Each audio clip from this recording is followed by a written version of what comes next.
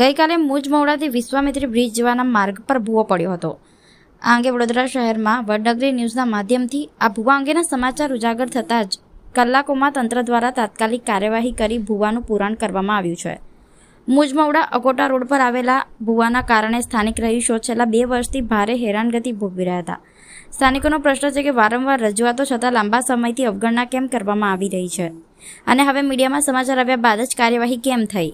આવા ભૂવાઓથી ward number 12ના નાગરિકોને સતત જોખમનો સામનો કરવો પડી રહ્યો છે. સ્થાનિકોની માંગણી છે કે મુજમોડાથી અકોટા રોડ પર આવેલા ભૂવાઓનું પણ પુરાણ કરવામાં આવે.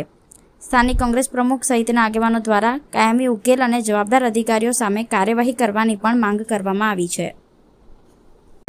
આજ રોજ આ જે ભૂવો પડ્યો તો ગઈકાલે એ કોર્પોરેશનના અધિકારીઓ જલ્દી ને જલ્દી આવીને આ કામગીરી થોડા કલાકોમાં કરી. મેં તો કહેવા માગું છું આવી કામગીરી તમે અકોટાથી મુજમોડા રોડ પર બી કરો, જે 2 વર્ષથી કામગીરી ચાલી રહી છે.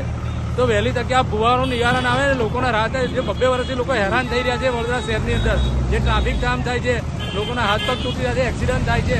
એટલે આવીને આવી થોડા કલાકોમાં મેરેથોન દોડ જવાની હતી, એના કારણે ભૂવો થોડાક જ કલાકોમાં પૂરાઈ ગયો. એટલે મુજમોડાથી અકોટા રોડ પર જે ભૂવા પડે એ કામગીરી ગટર લાઇનની જાય વહેલી તકે પૂરી કરવામાં આવે અને લોકોને રાહત રીતે આ રીતે કામ કરવામાં આવે.